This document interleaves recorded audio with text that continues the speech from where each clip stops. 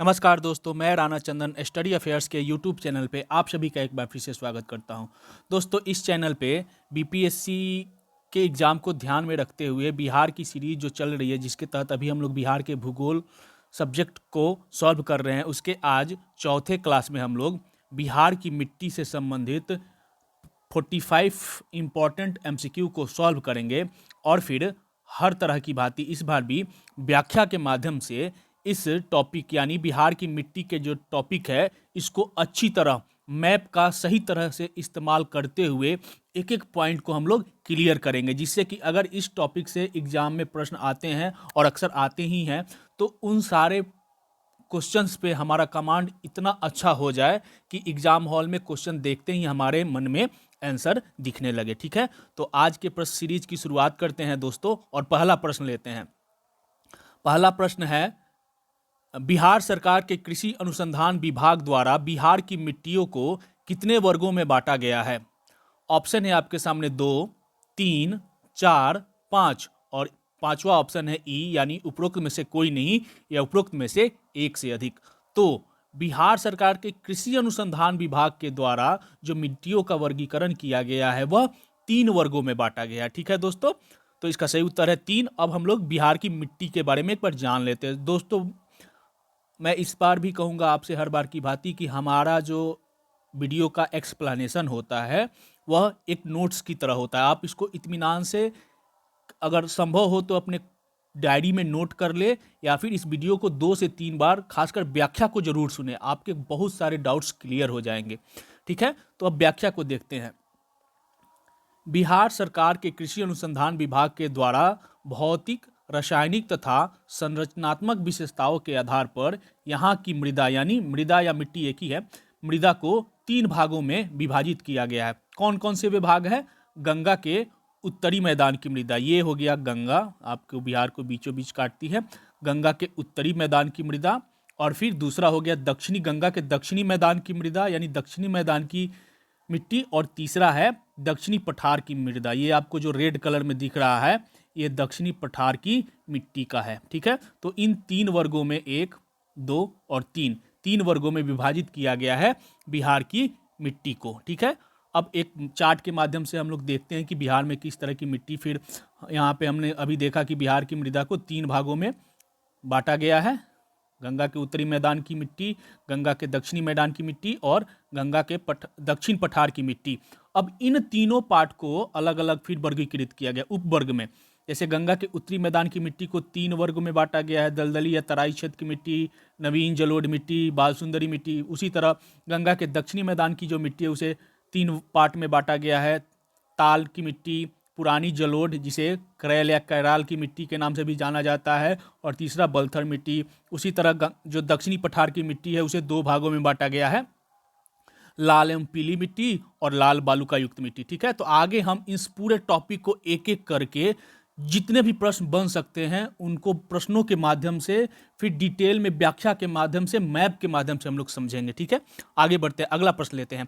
बिहार सरकार के कृषि अनुसंधान विभाग द्वारा बिहार की मिट्टियों के वर्गीकरण के तहत निम्न में से कौन सा वर्गीकरण नहीं किया गया है? अभी हम लोग ने देखा कि जो कृषि मंत्रालय है, वह बिहार की मिट्टी को 3 वर्गों में बांटा है, तो उसमें से निम्न में से कौन वर्ग में वर्गीकरण नहीं किया है? ऑप्शन है गंगा के उत्तरी मैदान की मिट्टी, ऑप्शन बी गंगा के दक्षिणी मैदान की मिट्टी, सी है दक्षिणी पठार की मिट्टी, और डी है गंगा के पूर्वी मैदान की मिट्टी। तो दोस्तों, ए बी सी सही है, डी गलत है, यानी इस तरह का वर्गीकरण नहीं किया गया, इसलिए इसका सही उत्तर है ऑप्शन डी। नेक्स्ट क्वेश्चन, सामान्य तौर पर गंगा के उत्तरी मैदान की मिट्टी को कितने उपवर्गों में विभाजित किया गया? तो अभी हम लोगों ने एक चार्ट में देखा कि जो गंगा के उत्तरी मैदान की मिट्टी है, उसे 3 उपवर्गों में विभाजित किया गया। आप चार्ट अगर दिमाग में याद रहेगा ना, तो आपको सब कुछ, चार्ट और मैप काफी इंपॉर्टेंट है ज्योग्राफी में। तो ऑप्शन है 3, 4, 2, 5। तो इसका सही उत्तर हो जाएगा दोस्तों, उत्तरी गंगा के मैदान की मिट्टी को 3 उपवर्गों में पुनः विभाजित किया गया, तो इसलिए इसका सही उत्तर है ऑप्शन ए 3। अब हम लोग माइंड में एक मैप तैयार करते हैं। बिहार की मिट्टी को 3 वर्गों में वर्गीकृत किया गया। कौन कौन से वर्ग? उत्तरी गंगा मैदान की मिट्टी, फिर दक्षिणी गंगा मैदान की मिट्टी, और फिर दक्षिणी की पठारी मिट्टी। ठीक, ये हो गया। अब हम आते हैं उत्तरी गंगा के मैदान की मिट्टी। ठीक है दोस्तों, तो 3 वर्गों में वर्गीकृत किया गया है। आगे बढ़ते हैं, अगला प्रश्न लेते हैं। और ये चार्ट है, एक बार फिर से आप देख लीजिए चार्ट। गंगा के उत्तरी मैदान, दक्षिणी मैदान, दक्षिणी पठार। गंगा के उत्तरी मैदान को 3 उपवर्गों में, फिर गंगा के मैदान को 3 उपवर्गों में, और फिर दक्षिणी के पठार को 2 उपवर्गों में। एक एक करके हम लोग आगे बढ़ेंगे। अभी हम लोग गंगा के उत्तरी मैदान के बारे में देखेंगे। गंगा के उत्तरी मैदान की मृदा। गंगा के उत्तरी मैदान में पाई जाने वाली मृदा जलोढ़ या अपोढ़ प्रकृति की होती है। इस मिट्टी में अभ्रक, क्वार्ट्ज, फेल्सपार जैसे खनिज प्रचुर मात्रा में पाए जाते हैं। गंगा के उत्तरी मैदान में 3 प्रकार की मृदा प्रमुख रूप से पाई जाती है, जो हम लोगों ने चार्ट में भी देखा। गंगा के उत्तरी मैदान की मृदा की बात हो रही है, ठीक है। कौन कौन से हैं वो? दलदली या तराई क्षेत्र की मिट्टी। दूसरा हो गया नवीन जलोढ़ मिट्टी, जिसे खादर या भांगर भी कहा जाता है। और तीसरा है बालसुंदरी मिट्टी, जिसे बांगर या पुरानी जलोढ़ मिट्टी के नाम से भी जाना जाता है। दोस्तों, आपको पुरानी जलोढ़ मिट्टी ना गंगा के उत्तरी मैदान में भी मिलेगी। कहाँ है गंगा? एक सेकेंड दोस्तों। गंगा के उत्तरी मैदान में भी पुरानी जलोढ़ मिट्टी मिलेगी और दक्षिणी मैदान में भी पुरानी जलोढ़ मिट्टी की, लेकिन दोनों के क्वालिटी में अंतर है। हम लोग आगे एक एक करके समझेंगे, ठीक है। अगला प्रश्न, गंगा के उत्तरी मैदान की मिट्टी निम्न में से कौन से खनिज प्रचुर मात्रा में पाए जाते हैं? अभी हम लोगों ने व्याख्या में देखा, अब ऑप्शन है आपके सामने, अभ्रक, क्वार्ट्ज, फेल्सपार, उपरोक्त सभी। तो इसका सही उत्तर है दोस्तों, अगर व्याख्या आपसे ढंग से सुना होगा तो इसका उत्तर आसानी से देख सकते हैं। अभ्रक, क्वार्ट्ज और फेल्सपार, ये तीनों खनिज प्रचुर मात्रा में पाए जाते हैं। कहाँ? उत्तरी गंगा के मैदान की मिट्टियों में। इसलिए इसका सही उत्तर हो जाएगा ऑप्शन डी, उपरोक्त सभी। नेक्स्ट क्वेश्चन, आज का 5वां प्रश्न। निम्नलिखित मिट्टियों में से कौन सी मिट्टी गंगा के उत्तरी मैदान से संबंधित नहीं है? अभी हम लोगों ने गंगा के उत्तरी मैदान की मिट्टियों के 3 वर्गीकरण देखा। अब आपको पता करना है निम्न में से कौन नहीं है। तो तराई क्षेत्र की मिट्टी, तो ये सही है। दूसरा ऑप्शन है नवीन जलोढ़ मिट्टी, तो ये भी सही है। तीसरा ऑप्शन है बाल सुंदरी मिट्टी, तो ये भी सही है। 3 वर्ग ये हो गए। अब चौथा ऑप्शन है ताल या टाल मिट्टी, तो ये गंगा के उत्तरी मैदान से संबंधित नहीं है, ये गंगा के दक्षिणी मैदान से संबंधित है। आगे हम लोग इसको भी देखेंगे। तो इसका कौन सही उत्तर हो जाएगा? ऑप्शन डी, ये गंगा के उत्तरी मैदान से संबंधित मिट्टी नहीं है। ये वर्गीकरण है। आप इस चार्ट को ना, इस मैप को एक बार अच्छे से देखिएगा। मैं मैप से फिर आपको क्लियर कराऊंगा, ठीक है। आगे बढ़ते हैं। गंगा के उत्तरी मैदान की मिट्टी के संबंध में निम्नलिखित में से कौन सा विकल्प सही है? इसका निर्माण हिमालय से उत्पन्न नदियों के प्रचुर मात्रा में प्राप्त औषधि पदार्थों के निक्षेपण से हुआ है, तो सही है। इस मिट्टी में, किसमें? तो गंगा के उत्तरी मैदान की मिट्टी में अभ्रक, क्वार्ट्ज, फेल्सपार जैसे खनिज प्रचुर मात्रा में पाए जाते हैं, तो ये भी सही है। इनमें 3 प्रकार की मिट्टी प्रमुख है, तो उत्तरी गंगा के मैदान में 3 प्रकार की मिट्टी प्रमुख है। ये हम लोगों ने चार्ट में भी देख लिया है। और कौन कौन से? तो दलदली या तराई क्षेत्र की मिट्टी, दूसरी नवीन जलोढ़ मिट्टी जिसे भांगर या खादर भी कहते हैं, और तीसरी हो गई बलसुंदरी मिट्टी जिसे बांगर या पुरानी जलोढ़ मिट्टी के नाम से भी जाना जाता है, ठीक है। 6 का उत्तर हो जाएगा उपरोक्त में से एक से अधिक, यानी तीनों। नेक्स्ट क्वेश्चन, आज का 7वां प्रश्न। गंगा के उत्तरी मैदान के नवीन जलोढ़ मिट्टी को और किस नाम से भी जाना जाता है? ऑप्शन है आपके सामने, ए खादर, बी भांगर, सी ए और बी दोनों ही नामों से, डी बांगर। तो इसका सही उत्तर हो जाएगा दोस्तों ऑप्शन सी। दोस्तों आप लोग ध्यान रखिएगा, भांगर और बांगर दोनों में अंतर है। भांगर, भ वाला भांगर नवीन जलोढ़ मिट्टी है, और बांगर बलसुंदरी मिट्टी या पुरानी जलोढ़ मिट्टी को बांगर कहते हैं, नवीन को भांगर कहते हैं। तो इसका सही उत्तर हो जाएगा गंगा के उत्तरी मैदान की जो नवीन जलोढ़ मिट्टी है उसे खादर और या भांगर दोनों ही नामों से जाना जाता है, ठीक है। तो इसका सही उत्तर हो जाएगा ऑप्शन सी, ए और बी दोनों। अब हम लोग बिहार की मिट्टियों के संबंध में ये चार्ट देखेंगे, और इस चार्ट को आप ना अच्छा से डिटेल में 2 से 3 बार देखिएगा अच्छा से, कौन चीज़ कहाँ है। आपको मैप में, ये जो मैप है ना दिमाग में बैठ जाएगी। आगे हम इसको डिटेल में समझाएंगे भी, आप लोग घबराइएगा मत। गंगा के उत्तरी मैदान के बलसुंदरी मिट्टी को और किस नाम से भी जाना जाता है? अभी हम लोगों ने नवीन जलोढ़ मिट्टी के बारे में जान लिया, इसे खादर और भांगर के नाम से जाना जाता है। अब गंगा के उत्तरी मैदान के बलसुंदरी मिट्टी जो तीसरा वर्गीकरण, उसको और किस नाम से जाना जाता है? ऑप्शन है टाल मिट्टी, बांगर मिट्टी, बलथर मिट्टी, खादर मिट्टी। तो इसका सही उत्तर है दोस्तों ऑप्शन बी, बांगर मिट्टी। गंगा के जो उत्तरी मैदान की तीसरा जो प्रकार है बलसुंदरी मिट्टी, उसे बांगर के नाम से भी जाना जाता है। ठीक है, आज का 9वां प्रश्न, बिहार के उत्तरी सीमा में पश्चिमी चंपारण से लेकर किशनगंज तक 5 से 7 किलोमीटर की चौड़ी पट्टी के रूप में फैले मृदा को क्या कहते हैं? अब हम लोग एक एक करके उत्तरी मैदान के तीनों जो मिट्टियों के प्रकार है ना, दलदली या तराई क्षेत्र की मिट्टी, या फिर नवीन जलोढ़ मिट्टी, या फिर बलसुंदरी मिट्टी, इसको डिटेल में समझेंगे। तो इसका ऑप्शन है दोस्तों दलदली या तराई क्षेत्र की मृदा, नवीन जलोढ़ मिट्टी, पुरानी जलोढ़ मिट्टी, पर्वत पादीय मिट्टी। तो इसका सही उत्तर है दोस्तों ऑप्शन ए, दलदली या तराई क्षेत्र की मिट्टी। और जो बिहार के उत्तरी सीमा में पश्चिमी चंपारण से लेकर, दोस्तों आपने अगर मेरा पहला वीडियो बिहार के भूगोल से संबंधित जो पहला वीडियो देखा होगा जो मैप से संबंधित था, तो आपके बिहार का मैप ना काफ़ी अच्छे तरह से याद हो गया होगा, कौन से जिला कहाँ पे है। तो उत्तरी जो सीमा है यहाँ पे हो गया पश्चिमी चंपारण, और ये है किशनगंज। यहाँ से लेके यहाँ तक ये जो 5 से 7 किलोमीटर चौड़ी एक पट्टी है, जो नेपाल की सीमा के टच करते हुए जो तराई क्षेत्र जिसे कहा जाता है, यहीं पे आपको दलदली या तराई मिट्टी मिलेगी। और यही जो है इसी के बारे में पूछा जा रहा है क्वेश्चन, जो है आप ये मैप में देखते होंगे, यहाँ से लेके यहाँ तक कि उत्तरी सीमा में पश्चिम चंपारण से लेके किशनगंज तक 5 से 7 किलोमीटर की चौड़ी पट्टी के रूप में फैले मृदा को क्या कहते हैं?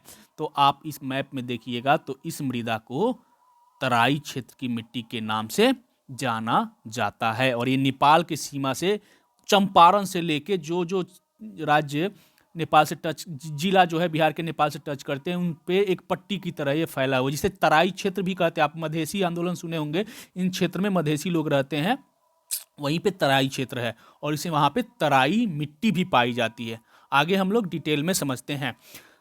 व्याख्या, दलदली या तराई क्षेत्र की मिट्टी से आप लोग इत्मीनान से सुनिएगा। तराई मिट्टी का निर्माण हिमालय के नदियों द्वारा लाए गए अवसाद या तलहट्टी पदार्थों के एकत्रीकरण एवं अवसादन से होता है। यह मिट्टी बिहार की उत्तरी सीमा से लेकर उत्तरी सीमा में पश्चिमी चंपारण की पहाड़ियों के साथ साथ किशनगंज तक 5 से 7 किलोमीटर चौड़ी पट्टी के रूप में फैला है। और मैप ने भी आप लोगों ने देखा इसे। इस मिट्टी का रंग हल्का भूरा तथा पीला होता है। इस मिट्टी के ज़्यादातर भागों में कंकड़ तथा रेत की मात्रा अधिक पाई जाती है, क्योंकि ये यहाँ पे हिमालय की शिवालिका समाप्त होती है। वो कुछ क्षेत्र भी पड़ता है आपको, पश्चिमी चंपारण का क्षेत्र, शिवालिका क्षेत्र। आप बिहार के भौगोलिक संरचना जब आप दूसरा वीडियो देखे होंगे तो उसमें अच्छी तरह समझे होंगे। तो जब शिवालिका पर्वत श्रेणी है तो पत्थर जो टूटते हैं, अवसाद होता है, जो क्षरण होता है, तो कुछ दूर तक वहाँ पे कंकरीले पत्थर या रेत आपको मिलते हैं। तो वही क्षेत्र है ये। इस मिट्टी की उर्वरता जो होती है वह मध्यम श्रेणी की होती है। कंकरीले पथरीले जो मिट्टी होती है और कहीं कहीं रेत भी है, तो वो ज़्यादा उर्वर नहीं होती है, मध्यम श्रेणी की होती है, क्योंकि पानी लगातार मिलता है यहाँ पे। यह मृदा धान एवं गन्ने की खेती एवं किशनगंज में खास तौर पर किशनगंज में पटसन की खेती के लिए अनुकूल है। कौन सी? तो दलदली या तराई क्षेत्र की मिट्टी जो है वहाँ पे उर्वरता क्या है? मध्यम श्रेणी के हैं। कंकर और रेत पाए जाते हैं। हल्का भूरा तथा पीला रंग का होता है। और यहाँ पे धान गन्ना मुख्य रूप से उपजाया जाता है। और किशनगंज खासकर इस मिट्टी जहाँ पे किशनगंज है वहाँ पे पटसन के लिए या यहाँ का मिट्टी उपयुक्त माना जाता है। ठीक है, आगे बढ़ते हैं। हम लोग इस व्याख्या को अच्छे तरह से प्रश्नोत्तर के माध्यम से भी सॉल्व करेंगे। दलदली या तराई क्षेत्र की मिट्टी का निर्माण हुआ है बिंद क्षेत्र की नदियों के द्वारा लाए गए अवसाद से, पठारी क्षेत्र के नदियों द्वारा लाए गए अवसाद से, हिमालयी नदियों के लाए गए अवसाद से। उपरोक्त में से कोई नहीं, उपरोक्त में से एक से अधिक। दोस्तों अगर आप बिहार के भूगोल का जो दूसरा वीडियो है जो इस चैनल पे है, उसका लिंक भी इस वीडियो के डिस्क्रिप्शन में दे दिया जाएगा। अगर उनको उस वीडियो को देखे होंगे ना, पहला, दूसरा और तीसरा, खासकर पहला और तीसरा, तो मैप में कहीं आपको गलती नहीं होगी। और खासकर कौन सा क्षेत्र विंध्य क्षेत्र है, कौन सा हिमालयी क्षेत्र है, कौन सा पठारी क्षेत्र है, वो दूसरा वीडियो जो है बिहार की भौगोलिक संरचना से संबंधित, अगर उसको देखे होंगे तो इसका उत्तर आसानी से दे सकते हैं। अभी मैंने डिटेल में व्याख्या में भी समझाया। तो दलदली या तराई क्षेत्र का मिट्टी का निर्माण हुआ है हिमालयी नदियों के द्वारा के लाए गए अवसाद से। ठीक है, अगला प्रश्न लेते हैं। तराई क्षेत्र की मिट्टी का रंग होता है, अभी हम लोगों ने व्याख्या में देखा, हल्का भूरा तथा पीला, और यही उत्तर सही भी है, ए हल्का भूरा तथा पीला होता है तराई क्षेत्र की मिट्टी का रंग। और यहाँ पे हम लोग एक चार्ट के माध्यम से देख भी सकते हैं तराई क्षेत्र, फिर रेत तथा कंकड़ युक्त होते हैं, भूरा एवं हल्का पीला होता है, धान पटसन और गन्ना उपजाए जाते हैं, खासकर किशनगंज में पटसन, धान और गन्ना इन क्षेत्र में उपजाए जाते हैं। और ये चंपारण से किशनगंज, चंपारण व किशनगंज नहीं, चंपारण से किशनगंज तक फैला हुआ है तराई क्षेत्र की मिट्टी। ठीक है, आगे बढ़ते हैं। निम्न में से किस मिट्टी में कंकर और व रेत की अधिकता पाई जाती है? निम्न में से पूछा गया है, तो आपको बताना है दलदली या तराई क्षेत्र की मिट्टी में, खादर या नवीन जलोढ़ मिट्टी में, बलसुंदरी या बांगड़ मिट्टी में, या ताल मिट्टी में। आपको किस में कंकर और रेत की अधिकता पाई जाती है इन सब में से?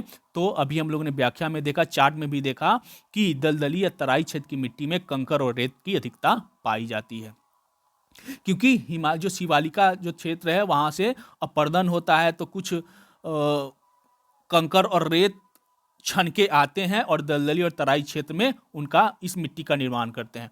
आगे बढ़ते हैं। तराई क्षेत्र की मिट्टी की उर्वरता है, ऑप्शन है आपके सामने, मध्यम कोटि की, उच्च कोटि की, निम्न कोटि की, इनमें से कोई नहीं। तो तराई क्षेत्र की मिट्टी की उर्वरता मध्यम कोटि की है, और यहाँ पे गन्ना, जूट और पटसन उगाए जाते हैं।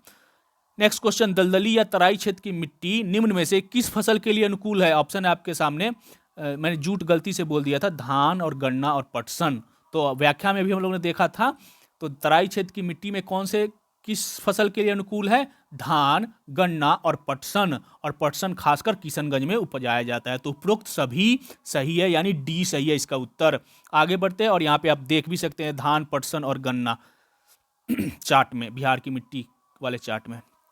अगला प्रश्न, 15वां प्रश्न, दलदली मिट्टी बिहार के किस जिले में पाई जाती है? ऑप्शन है आपके सामने, ए पश्चिमी चंपारण, पूर्वी चंपारण। हम ए ऑप्शन में इतने सारे जिले हैं, ठीक है, बहुत सारे बंच में जिले हैं, तो मैं ए ऑप्शन बोल रहा हूं। पश्चिमी चंपारण, पूर्वी चंपारण, सीतामढ़ी, मधुबनी, सुपौल, अररिया, किशनगंज। और ये सही है, जो जिला नेपाल से टच करता है उस जिला के 5 से 7 किलोमीटर चौड़ी पट्टी के रूप में पश्चिमी चंपारण से लेकर किशनगंज तक फैला हुआ है दलदली या तराई क्षेत्र की तराई मिट्टी। और नेपाल की जिला से टच करने वाले, नेपाल की सीमा से टच करने वाले बिहार के जिले कौन कौन से हैं? अगर मेरा वीडियो बिहार के भूगोल का पहला वीडियो देखा होगा तो मैप के माध्यम से मैंने आपको समझाया, आप लोग को याद भी होगा। पश्चिमी चंपारण, पूर्वी चंपारण, SMS यानी सीतामढ़ी, मधुबनी, सुपौल और फिर अररिया, किशनगंज। ये 7 जिले नेपाल से टच करते हैं और यही पट्टी के रूप में फैला हुआ है दलदली या तराई क्षेत्र की मिट्टी। तो इसलिए इसका सही उत्तर हो जाएगा option A. Next question, Bihar की तराई प्रदेश विस्तृत है, ऑप्शन है आपके सामने, गंगा के उत्तरी भाग के समानांतर, भारत नेपाल सीमा के समानांतर। तो अभी हम लोगों ने देखा भारत नेपाल सीमा के समानांतर फैला हुआ है 5 से 7 किलोमीटर के पट्टी के रूप में, चौड़ी पट्टी के रूप में बिहार का तराई प्रदेश। ठीक है, तो बी उत्तर सही होगा। और ये आप देख भी सकते हैं मैप के माध्यम से, पश्चिमी चंपारण से लेके यहाँ किशनगंज तक फैला हुआ यही तराई क्षेत्र है, तराई मिट्टी भी यही। नेक्स्ट, बिहार के निम्न जिलों में से किस जिले में ही पिडमोंट स्वैपम मिट्टी पाई जाती है? और ये बीपीएससी में पूछा गया प्रश्न भी है, बहुत सारे प्रश्न बीपीएससी में पूछे गए हैं, ये हाल ही फिलहाल में पूछा गया था इसलिए याद है। मधुबनी, भागलपुर, पश्चिमी चंपारण, सीतामढ़ी। तो पिडमोंट स्वैपम मिट्टी जो है वह पश्चिमी चंपारण में पाई जाती है, हम आपको मैप में भी दिखाएंगे। दलदली या तराई क्षेत्र की मिट्टी को 2 उपवर्गों में बांटकर देखा जा सकता है। जो दलदली या तराई क्षेत्र की मिट्टी है जिसकी चर्चा अभी तक हम लोगों ने कर रहे हैं, जो पश्चिमी चंपारण के किशनगंज तक 7 किलोमीटर की एक चौड़ी पट्टी के रूप में फैला हुआ है, उसको 2 वर्गों में बांटा जा सकता है। पहला, पश्चिमी चंपारण के उत्तर पश्चिम भाग के हिमालयन पट्टी को पिडमोंट स्वैपम मिट्टी तथा पश्चिमी चंपारण के पूर्वी सीमा से लेकर किशनगंज तक की मिट्टी को तराई क्षेत्र की मिट्टी। मतलब कहने का मतलब है जो शिवालिका क्षेत्र, शिवालिका पहाड़ी, जो सोमेश्वर की पहाड़ी जिस क्षेत्र में पड़ता है वहाँ पे पर्वत पादीय मिट्टी पाई जाती है, जिसे पिडमोंट स्वैपम की मिट्टी के नाम से भी जाना जाता है। ये तराई क्षेत्र में ही आती है, लेकिन इसकी क्वालिटी जो है ना अलग है। इसका नाम दिया गया है पर्वतपादीय मिट्टी या पिडमोंट स्वैपन मिट्टी। ठीक है, तो ये पश्चिमी चंपारण, ये वाला आप देखिए यहाँ मैप में, इसे पर्वतपादीय मिट्टी यानी पर्वत के क्षरण वाली मिट्टी, यहाँ पे ज़्यादा पर्वतीय मिट्टी है, कंकर रेत ज़्यादा है, इसी को पिडमोंट स्वैपम मिट्टी के नाम से जाना जाता है। ये तराई क्षेत्र में ही आता है और ये फिर तराई क्षेत्र, ये दलदली या तराई क्षेत्र। ठीक, तो ये वाली क्षेत्र जो है पश्चिमी चंपारण का, ये वाला उत्तर पश्चिमी किनारा, यहाँ पे वह पिडमोंट स्वैपन मिट्टी पाई जाती है। ठीक है, आगे बढ़ते हैं। बिहार में पिडमोंट स्वैपन मिट्टी पाई जाती है कहाँ? पश्चिमी चंपारण के उत्तर पश्चिम सीमा पर, और यही सही है, ए आंसर। नेक्स्ट क्वेश्चन, नवीन जलोढ़ मिट्टी को और किस नाम से भी जाना जाता है? तो हम लोगों ने चार्ट में देखा था, अगर आपको याद होगा तो इसको आसानी से बता सकते हैं। बांगर, खादर, बलसुंदरी, बलथर। दोस्तों इसको खादर के नाम से भी जाना जाता है। खादर या भांगर, नवीन जलोढ़ मिट्टी को खादर या भांगर के नाम से भी जाना जाता है। अब हम लोग नवीन जलोढ़ मिट्टी, जिसे खादर या भांगर के नाम से जाना जाता है, हम लोगों ने उत्तरी गंगा मैदान के जो 3 वर्गों में विभाजित किया, 3 प्रकार की मिट्टी बांटा गया, उनमें पहले को हम लोगों ने पढ़ लिया दलदली या तराई क्षेत्र की मिट्टी को। अब हम लोग दूसरे को पढ़ते हैं, नवीन जलोढ़ मिट्टी को। तराई क्षेत्र के दक्षिण में नवीन जलोढ़ मिट्टी का क्षेत्र है, जिसे खादर या भांगर भी कहा जाता है। गंडक, बागमती, कमला, कोसी, महानंदा, ये उत्तर बिहार की नदियां हैं, और बाढ़ का कारण भी यही है कि घाटी के बाढ़ग्रस्त क्षेत्र में यह मिट्टी पाई जाती है।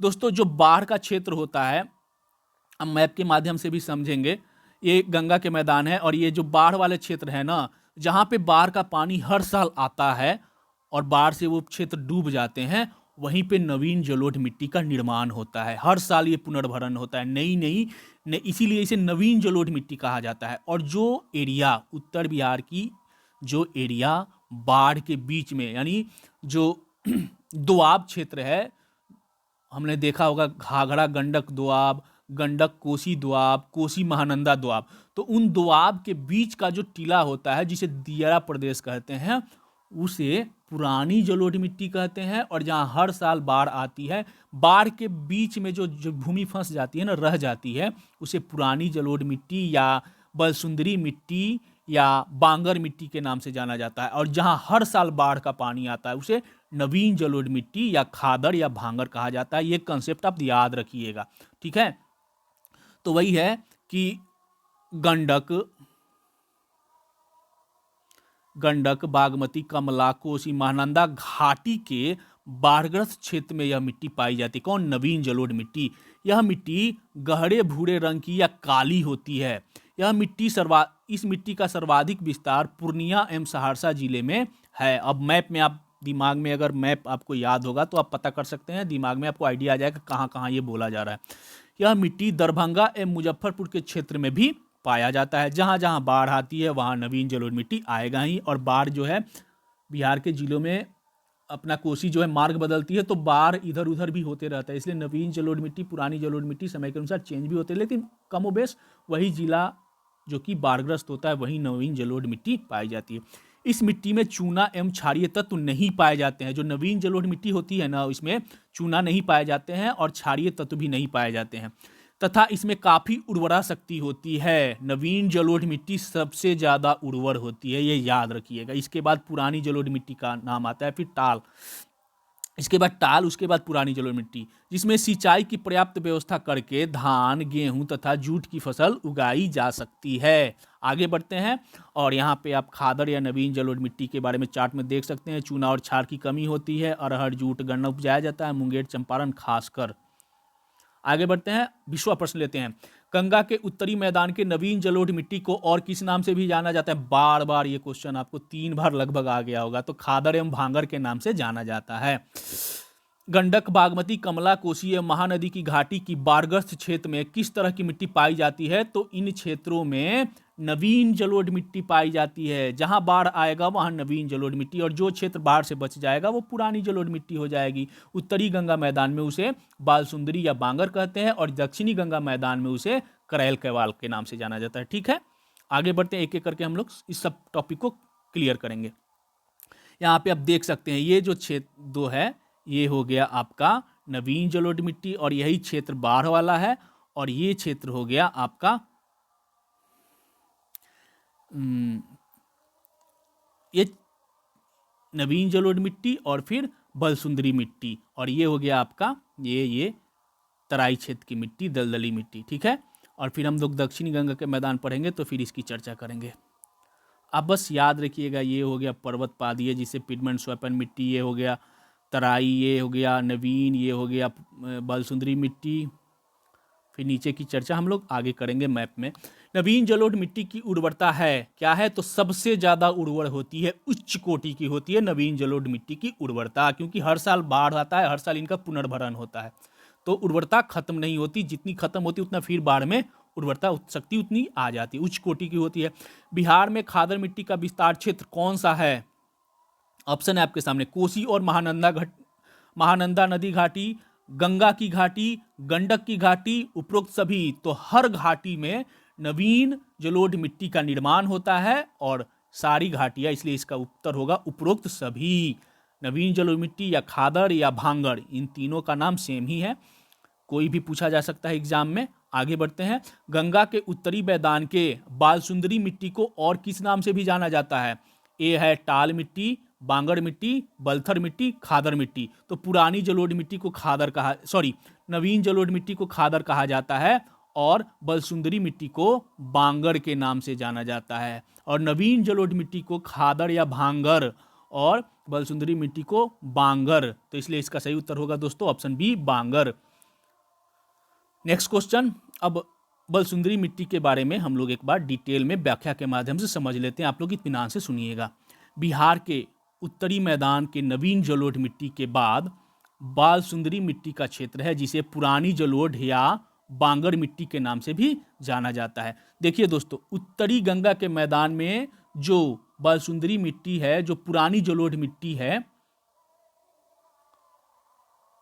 और उसे जो उत्तरी गंगा के मैदान में जो पुरानी जलोढ़ मिट्टी है उसे बांगर या बालसुंदरी मिट्टी का के नाम से जाना जाता है। और दक्षिणी गंगा के मैदान, क्योंकि दक्षिणी गंगा के मैदान में भी सोन नदी है और वहां पे कुछ क्षेत्र है जहां पे जलोढ़ मिट्टी पाई जाती है, तो उन पुरानी जलोढ़ मिट्टी को, क्योंकि दक्षिणी गंगा के मैदान में बाढ़ नहीं आता है, इसलिए दक्षिणी गंगा के मैदान में नवीन जलोढ़ मिट्टी नहीं पाई जाती है। जो जहाँ पे बाढ़ आता है उसे टाल एरिया कहा जाता है, आगे हम लोग समझेंगे। केवल पुरानी जलोढ़ मिट्टी रहती है और दक्षिणी गंगा मैदान में मिट्टियों का वर्गीकरण अलग है, उन पुरानी जलोढ़ मिट्टियों को करैल कैवाल के नाम से जाना जाता है। ठीक, अब इस मिट्टी यानी बलसुंदरी मिट्टी की प्रकृति क्षारीय तथा रंग हरा भूरा है। यह मिट्टी पूर्णिया के दक्षिण भाग में शुरू होकर सहरसा, दरभंगा, मुजफ्फरपुर के दक्षिणी भाग, समस्त सारण जिला तथा चंपारण के दक्षिणी भाग में पाई जाती है। कौन सी? बलसुंदरी मिट्टी, जिसे बांगड़ या पुरानी जलोढ़ मिट्टी के नाम से, उत्तरी गंगा मैदान की पुरानी जलोढ़ मिट्टी के नाम से भी जाना जाता है। इसकी उर्वरता भी सामान्य श्रेणी की होती है, क्योंकि हर साल बाढ़ नहीं आता है। इस मृदा के क्षेत्र में आम, लीची तथा केले के बागान मुख्य रूप से उपजाए जाते हैं। इस क्षेत्र की, और आपको पता होगा समस्तीपुर, मुजफ्फरपुर, चंपा, सारण, ये सब ना लीची के और आम के क्षेत्र माने जाते हैं। और इनकी मुख्य फसलें हैं धान, गेहूं, मक्का, ईख और तंबाकू। किस? बलसुंदरी मिट्टी के।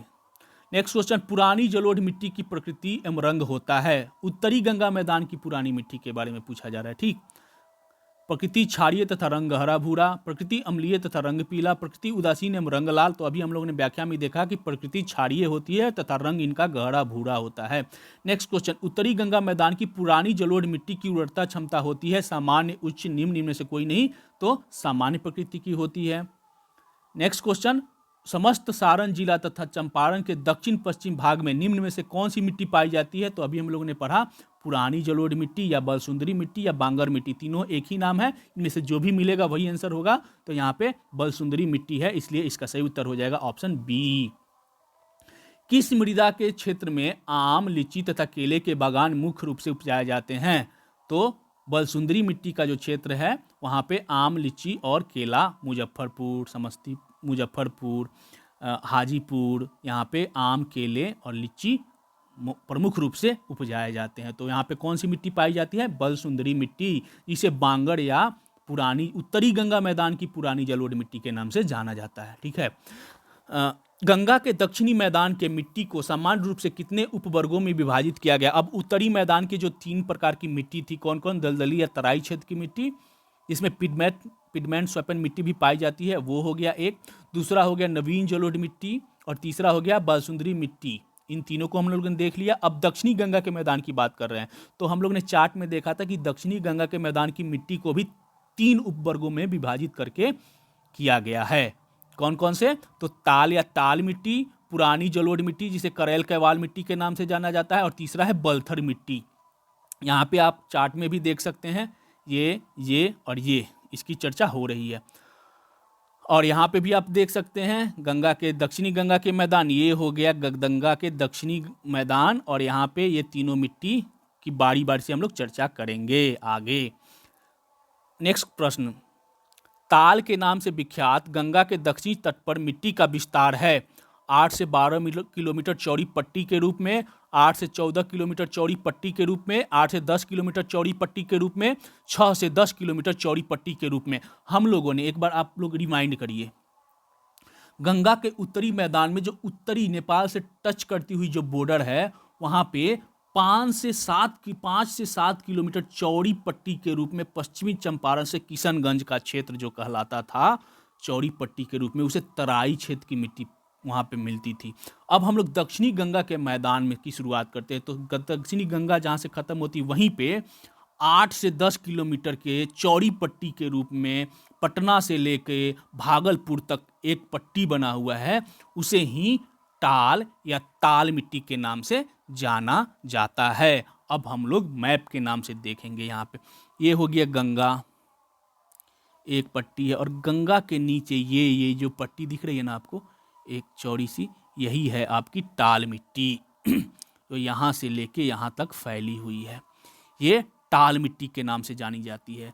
और यह काफ़ी उपजाऊ भी होती है, क्योंकि यहाँ दक्षिणी गंगा का जो मैदान है ना, यहाँ पे बाढ़ आते रहता है, और जहाँ पे भी बाढ़ आएगा वह ज़मीन क्या है, उपजाऊ हो जाएगा। वो चाहे उत्तरी गंगा के मैदान की नवीन जलोढ़ मिट्टी हो या दक्षिणी गंगा मैदान की टाल मिट्टी। ये 8 से 10 किलोमीटर चौड़ी पट्टी के रूप में गंगा नदी के किनारे किनारे नीचे तक फैला हुआ है, पटना से भागलपुर तक। ठीक है, आप मैप में देख लीजिएगा। आगे बढ़ते हैं। यह गंगा नदी के दक्षिण तट पर 8 से 10 किलोमीटर चौड़ी पट्टी के रूप में मिलता है, जो ताल या टाल के नाम से भी जाना जाता है। और बिहार की भूगर्भिक संरचना के समय भी हम लोगों ने इसकी चर्चा की थी।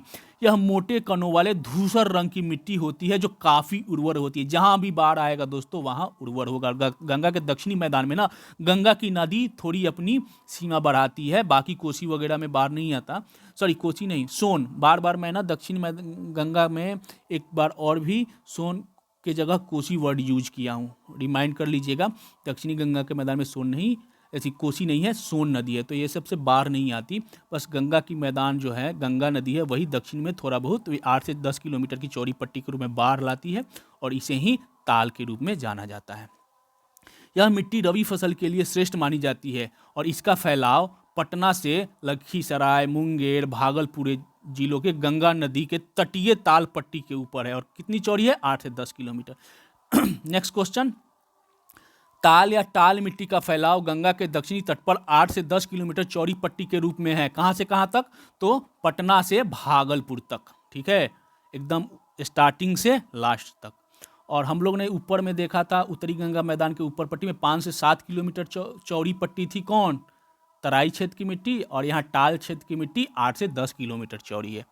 नेक्स्ट क्वेश्चन, निम्नलिखित में से किस मिट्टी को करेल कैवाल मिट्टी के नाम से भी जाना जाता है? बार बार आपने सुना होगा अभी तक मेरे मुंह से, करेल कैवाल। तो उत्तरी गंगा मैदान की पुरानी जलोढ़ मिट्टी को जहां बलसुंदरी मिट्टी कहा जाता है या बांगर मिट्टी कहा जाता है, वहीं दक्षिणी गंगा मैदान की पुरानी जलोढ़ मिट्टी को करेल कैवाल के नाम से जाना जाता है। और आपको ऑप्शन में मिल गया यहाँ बी में, गंगा के दक्षिणी मैदान की पुरानी जलोढ़ मिट्टी को करेल कैवाल के नाम से जाना जाता है। ठीक है, आगे बढ़ते हैं, अगला प्रश्न लेते हैं। और पुरानी जलोढ़ मिट्टी, कैवाल मिट्टी या करेल कैवाल मिट्टी को एक बार देख लेते हैं। पुरानी जलोढ़ मिट्टी को करेल कैवाल मिट्टी भी कहते हैं। इसमें मोटे कण वाली कछाड़ी अंश की उपस्थिति रहती है। इस मिट्टी का रंग हल्का भूरा एवं हल्का पीला होता है, जो उत्पादकता को सीमित रखता है, उत्पादक नहीं होता है, मध्यम श्रेणी की ही उत्पादन क्षमता इसमें होती है। चूंकि दक्षिणी का जो पठार है या फिर दक्षिणी छोटानागपुर का पठार या बिंद पहाड़ी, यहाँ से पत्थर जो टूट के निकलते हैं ना, इसलिए इसमें मोटे कण के कछाड़ी अंश पाए जाते हैं। इसमें जल ग्रहण करने की क्षमता अधिक होती है तथा इसमें अत्यधिक उर्वरा शक्ति भी पाई जाती है। इस करेल कैवाल जो है ये जल ग्रहण करने की क्षमता ज़्यादा होती है और इसलिए ये ज़्यादा उर्वरता शक्ति है। इस करेल कैवाल मिट्टी में अम्लीय व क्षारीय गुण काफ़ी संतुलित मात्रा में पाए जाते हैं।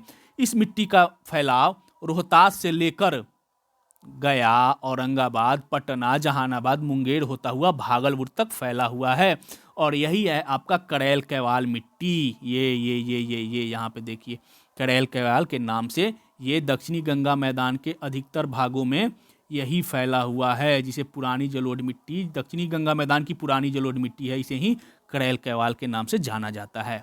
ठीक, ये हो गया ताल के नीचे। आगे बढ़ते हैं। गंगा के मैदान के दक्षिणी सीमा पर जिस स्थान से छोटा नागपुर की पठारी का क्षेत्र शुरू होता है, वहां निम्न में से कौन सी मिट्टी पाई जाती है? ताल मिट्टी, बलथर मिट्टी, करेल कैवाल मिट्टी, नवीन जलोढ़ मिट्टी। तो इसका सही उत्तर होगा दोस्तों बलथर मिट्टी। हमने देखा होगा कि गंगा के मैदान की जो सीमा है ना, वो छोटा नागपुर का जो पठारी इलाका है, ये जो सीमा है, ये यहाँ तक छोटा नागपुर पठारी जो है, ये छोटा नागपुर पठारी का उत्तरी सीमा है और यहीं पर पट्टी के रूप में बलथर मिट्टी पाई जाती है। और इस बलथर मिट्टी के बाद ही आपको पुरानी जलोढ़ मिट्टी यानी करेल कैवाल मिलेगी और इसके बाद यह ताल हो गया। ठीक, तो एक पट्टी के रूप में है पुरानी जलोढ़ मिट्टी, जो छोटा नागपुर की पठार जहाँ खत्म होती है वहाँ कुछ दूरी तक एक पट्टी के रूप में है आपके बलथर मिट्टी, जिसे बलथर मिट्टी के नाम से जाना जाता है। बलथर मिट्टी के बारे में देख लेते हैं। गंगा के मैदान के दक्षिणी सीमा पर, गंगा का मैदान जहाँ खत्म होता है और जहाँ छोटा नागपुर की पहाड़ी खत्म होती है, दोनों जहाँ मिलन होता है वहाँ पे संकीर्ण रूप से बलथर मिट्टी का क्षेत्र है। यह मिट्टी पठार एवं गंगा सोन दोआब के संधि स्थल पर पाया जाता है। इसका रंग पीला तथा लाल है, इसकी प्रकृति अम्लीय है। बलथर मिट्टी में रेत तथा कंकर की बहुलता रहती है, क्योंकि पठारी क्षेत्र की, छोटा नागपुर की पठारी की नदियों के कारण यहाँ का ये कंकर पाए जाते हैं। इसमें लौह अंश भी ज़्यादा होते हैं। इस मिट्टी की उर्वरता शक्ति कम होती है, बाली कंकर होते हैं तो उर्वरा शक्ति कम ही होगी, तथा इस मिट्टी में अरहर, कुर्थी, ज्वार, बाजरा, मोटे अनाज उपजाए जाते हैं बलथर मिट्टी में। और देख भी सकते हैं ये जो पट्टी के रूप में ये फैला है, यहाँ पट्टी है बस, बलथर मिट्टी। गंगा सोन दोआब के संधि स्थल पर निम्न में से कौन सी मिट्टी पाई जाती है? तो बलथर मिट्टी पाई जाती है। गंगा सोन दोआब आप देख भी सकते हैं, ये गंगा सोन दोआब ना यहीं पे आती है। गंगा ये हो गया गंगा यहाँ से, और यहाँ से हो गया सोन, तो इनके बीच में ये पट्टी के तौर पे पाई जाती है बलथर मिट्टी। आगे बढ़ते हैं, अगला प्रश्न लेते हैं। बलथर मिट्टी की उर्वरता शक्ति होती है तो निम्न श्रेणी की होती है, जहाँ बालू कंकर पत्थर होंगे या उर्वरता निम्न ही होगी। गंगा के दक्षिणी मैदान के दक्षिणी भाग में फैले बलथर मिट्टी में निम्न में से कौन से फसल उगाए जाते हैं? तो अरहर उगाए जाते हैं, कुर्थी उगाए जाते हैं, द्वार उगाए जाते हैं, बाजरा उगाए जाते हैं। व्याख्या में हम लोगों ने चर्चा की थी, इसलिए इसका सही उत्तर हो जाएगा ऑप्शन ई, उपरोक्त में से एक से अधिक। नेक्स्ट क्वेश्चन, बिहार के संकीर्ण दक्षिणी पठार में मिलने वाली अवशिष्ट मिट्टी जो मुख्यतः लाल एवं पीले रंग की होती है, क्या कहलाती है? दक्षिणी पठार की मिट्टी, पर्वतपादीय मिट्टी, ताल क्षेत्र की मिट्टी, कैवाल मिट्टी, उपरोक्त में से कोई नहीं, उपरोक्त में से एक से अधिक। तो इसका सही उत्तर होगा दोस्तों ऑप्शन ए, दक्षिणी पठार की मिट्टी। और व्याख्या में आप देखिए, दक्षिणी पठार की मिट्टी, ये तीसरा पार्ट हो गया। हम लोगों ने उत्तरी गंगा के मैदान की मिट्टी, दक्षिणी गंगा के मैदान की मिट्टी पढ़ ली। अब तीसरा है दक्षिणी पठार की मिट्टी, जिसे दो उपवर्गों में बांटा गया है, हम लोग देखेंगे।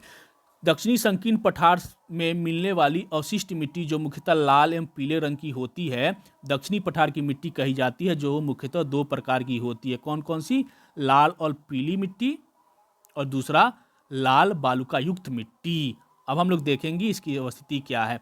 एक बार देख लेते हैं दक्षिणी पठार की मिट्टी, इसकी चर्चा हम लोगों ने कर ली, इसकी चर्चा हम लोगों ने कर ली, और यही है दक्षिणी पठार की मिट्टी। इस पार्ट की अब हम लोग चर्चा करें, जिसे 2 पार्ट में बांटा गया है। बिहार के दक्षिणी पठार की मृदा का रंग होता है लाल एवं पीला, गहरा भूरा, हल्का काला, धूसर। तो लाल एवं पीला होता है, लाल एवं पीला होता है। ठीक है। नेक्स्ट क्वेश्चन, बिहार के दक्षिणी पठार की मृदा की उर्वरता शक्ति क्या होती है? तो निम्न ही होगी, क्योंकि पठारी एरिया है। नेक्स्ट क्वेश्चन, बिहार के निम्न मिट्टी में से किस मिट्टी का निर्माण आग्नेय तथा रूपांतरित चट्टानों के टूटने से हुआ है? तो 2 प्रकार की मिट्टी पाई जाती है दक्षिणी पठार में। कौन कौन सी मिट्टी है? तो लाल और पीली मिट्टी, और एक लाल बालुका युक्त मिट्टी। और उसी की चर्चा यहाँ पे कर रहा है कि बिहार में के निम्न मिट्टियों में से किस मिट्टी का निर्माण आग्नेय या रूपांतरित चट्टानों के टूटने से हुआ है? तो इसका सही उत्तर हो जाएगा जो लाल और पीली मिट्टी है ना, इसका निर्माण आग्नेय तथा रूपांतरित चट्टानों के टूटने से हुआ है, क्योंकि पठारी एरिया में इसका निर्माण हो रहा है। और लाल और पीली मिट्टी के बारे में हम लोग देख लेते हैं। इस मृदा का निर्माण आग्नेय तथा रूपांतरित चट्टानों के टूटने से हुआ है। यह मुख्य रूप से बांका, नवादा, गया, औरंगाबाद, जमुई, मुंगेर तथा खड़गपुर की पहाड़ी क्षेत्रों में पाई जाती है। कौन सी? लाल और पीली मिट्टी। लौह तत्व की अधिकता के कारण इस मृदा का रंग लाल होता है। इस मिट्टी में उर्वरता शक्ति कम होती है निश्चित तौर पर, क्योंकि पथरीले जगह है। इसलिए इसमें मुख्य रूप से मोटे अनाज तथा दलहन की खेती की जाती है। मोटे अनाज में ना पानी की आवश्यकता कम होती है। और यहाँ पे हम लोग देखेंगे इस लाल और पीली मिट्टी का एरिया, ये जो है ना, यही है लाल और पीली मिट्टी। लोहा ऑक्साइड की अधिकता होती है, कम उपजाऊ होता है, मोटे अनाज उपजाए जाते हैं। यही हो गई आपकी लाल मिट्टी। और ये हो जाएगा जो दक्षिणी पठार को 2 क्षेत्रों में बांटा गया, ये बालुका युक्त मिट्टी हो गया, लाल बालुका युक्त मिट्टी। ठीक, तो हम लोगों ने पूरा मैप के माध्यम से इसको कवर भी कर लिया। बांका, नवादा, गया, औरंगाबाद, जमुई, मुंगेर तथा खड़गपुर के पहाड़ी क्षेत्रों में निम्न में से कौन सी मिट्टी पाई जाती है? तो लाल तथा पीली मिट्टी पाई जाती है। ये है लाल और पीली मिट्टी। ठीक है, व्याख्या में हम लोगों ने इसकी चर्चा की थी। नेक्स्ट क्वेश्चन, किस तत्व की अधिकता के कारण बिहार में के दक्षिणी के पठार क्षेत्र की मिट्टी का रंग लाल होता है? तो लौह अयस्क की अधिकता के कारण लाल होता है। अब हम लोग ये भी देख लेते हैं, लाल और पीली मिट्टी, ये पूरा दक्षिणी का पठारी क्षेत्र है, और ये लाल पीली मिट्टी हो गई। और इसका लौह की अधिकता के कारण इसका रंग लाल होता है। रोहतास और कैमूर जिले के पहाड़ी क्षेत्रों में निम्न में से कौन सी मिट्टी पाई जाती है? तो हमने मैप में भी देखा, वहां पे कौन सी मिट्टी है?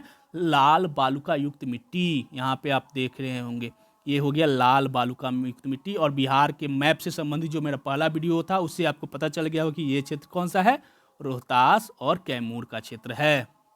यहाँ कैमूर की पठारी है, तो यहाँ पे लाल बालुका युक्त मिट्टी पाई जाती है। और यहाँ पे हम लोग देख भी सकते हैं व्याख्या में, यह मिट्टी मृदा रोहतास और कैमूर जिले के पहाड़ी क्षेत्रों में मुख्य रूप से पाई जाती है। इस मिट्टी का रंग लाल एवं पीला होता है। पूरे दक्षिणी पठार की मिट्टी का रंग लाल और पीला होता है। ठीक है, बालू की मात्रा अधिक होने के कारण यह अनुपजाऊ होता है। कंकर, पत्थर, बालू जहाँ जहाँ होंगे वहाँ पे उपजाऊ वो कम ही होगा, निम्न ही होगा। इस मृदा में ज्वार, बाजरा और मोटे अनाज कम उपजाऊ क्षेत्र में ही उपजाए जाते हैं। ठीक है, मैप एक बार फिर से देख सकते हैं। बिहार के विशाल मध्य मैदानी भाग का कितना प्रतिशत क्षेत्र जलोढ़ मिट्टी का बना हुआ है? अब जलोढ़ नवीन भी हो सकती है और पुरानी भी हो सकती है। आप देख रहे थे उत्तरी गंगा के मैदान, दक्षिणी गंगा के मैदान अधिकतर जलोढ़ी हैं। ऑप्शन है आपके सामने 80%, 90%, 75%, 85%। तो आपका इसका सही उत्तर हो जाएगा दोस्तों 90% जलोढ़ मिट्टी के है। बिहार का जो मध्य मैदानी पूरा मैदानी भाग है वह जलोढ़ मिट्टी का है। और जलोढ़ मिट्टी में नवीन और पुरानी दोनों ही आ जाएंगी, और यह टोटल 90% है। ठीक है, तो दोस्तों यहाँ चार्ट के माध्यम से आपको याद करना होगा, तो आप एक बार सारे क्वेश्चन का जो हम लोग देखे हैं, आप लोग एक बार चार्ट देख लीजिएगा, मैप देख लीजिएगा, 1 से 2 बार क्वेश्चन को रिपीट कर लीजिएगा, आपको याद हो जाएगा। ठीक है, तो दोस्तों आज के लिए बस इतना ही। और अगर शुरू से अंत तक इस वीडियो को आप देख लीजिएगा तो मिट्टी से संबंधित बहुत सारे आपके डाउट्स क्लियर हो जाएंगे। और दोस्तों अगर हमारा यह प्रयास आपको अच्छा लगा हो तो मेरे चैनल को सब्सक्राइब जरूर कर लीजिएगा अगर अभी तक ना किए हो तो, और अपने दोस्तों के साथ शेयर भी करिएगा और लाइक भी करिएगा। आज के लिए बस इतना ही दोस्तों, धन्यवाद।